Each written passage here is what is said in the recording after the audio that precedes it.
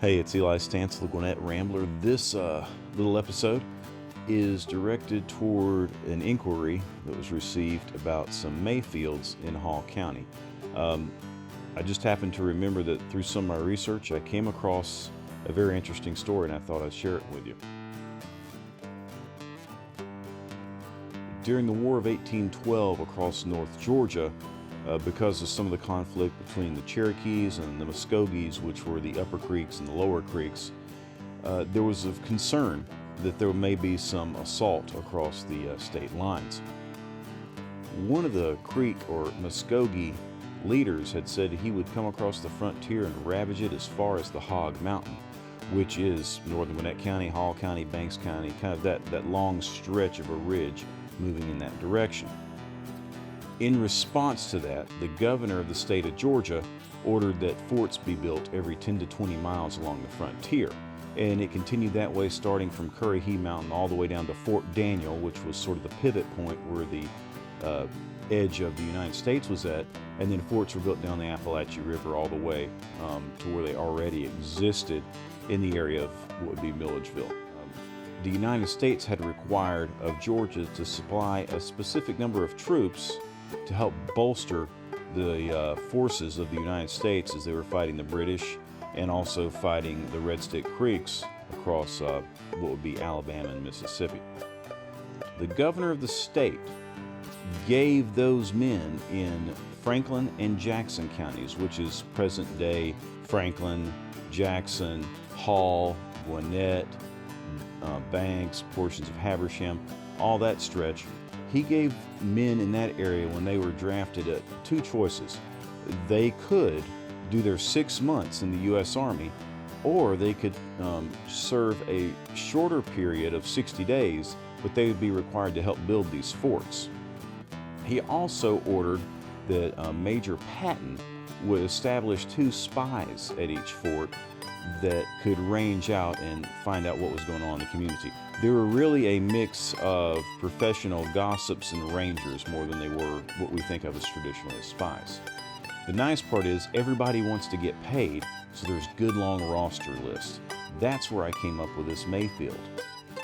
At the State Archives in Morrow are the original and good copies of not only the fort rosters of the men stationed in the fort, but also of those spies. And because they were paid at different rates, they listed out not only the forts they were stationed at, but the rate they had, whether they were a private, a horseman, a sergeant, and it helps you to narrow down where those people were at. All the men joined together at a general muster at a place called Bushville, which is not far from Banks Crossing in outside of Commerce in the Banks County area. So this is where all the militia originally came to, and then they spread out from there to staff the various forts. This is where we came across Wesley Mayfield. One of the forts built was on the border area between Franklin and Jackson County, and that was Fort Early. And it lists the name of those at Fort Early were Anthony Story, who was the first sergeant, John Carson, horseman, and Wesley Mayfield, who was another one of those horsemen. Now, in looking at the rosters, we see Wesley, but we couldn't find an immediate direct connection. Looking at the pension documents opened up a different story and found out his name was Edward W. Mayfield, but he went by Wesley with a T. And so that's how his widow described it when she was submitting the reports as, hey, he was commonly known as Wesley. In the widow's pension issued in the 1870s were some other information. It talked about the application package. It earlier included his request for bounty land. It talked about him being a sergeant or under a Sergeant Story at Fort Early, and that Wesley Mayfield was how he was generally known. He lived a long life, and he can be found buried in the Martin family cemetery. Now here's the fun, unique story about Wesley Mayfield. Not only did he serve in one of these frontier forts, but when he died and his widow got a pension, she continued to be paid. Apparently at some time she had taken out a loan, or there was some indebtedness to 2 individuals in the Banks County area, Robert J. Dyer and James Martin. And so as she eventually passed from this life, and that information made its way back to the pension division at the Department of the Interior, some red flags began to go up. Because although she had passed away, there were still checks being cashed, essentially in her name. And so that caused the federal government to do some digging. Now, we all know we don't like paying taxes, but we really know that if the government thinks you're shorting them on something, they're going to come after you. And that's what happened here, is they looked and saw, hey, we're still paying money on this pension, but the original soldier that served and his spouse are both deceased. Where's this money going? And so they started tracking down who was endorsing and who was signing the checks.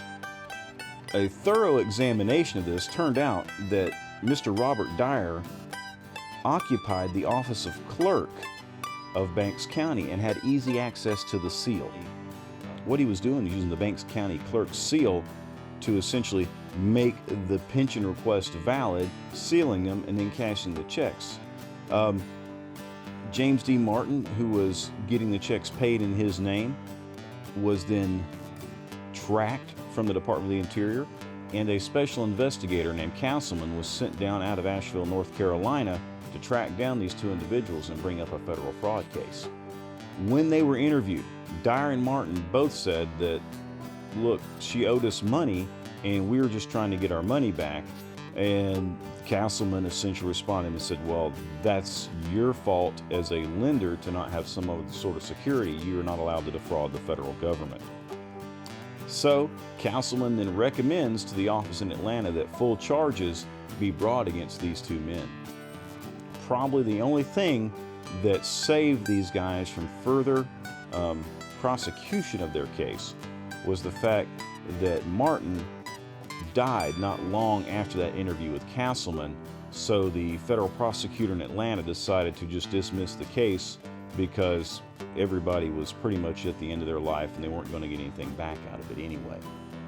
When James D. Martin died, he was taken to the Martin Cemetery on the banks of the Hudson River. And ironically, he's interred very close in that same cemetery to where Edward Wesley Mayfield and his wife Mary are interred.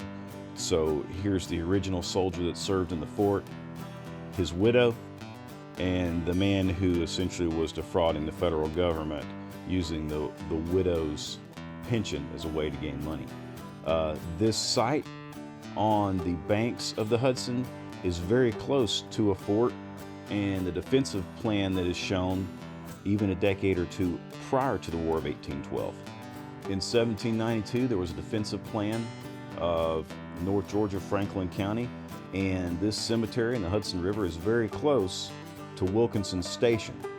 So this area has known conflict for a long time. It's nothing new. There's a lot of really good stories that are out there.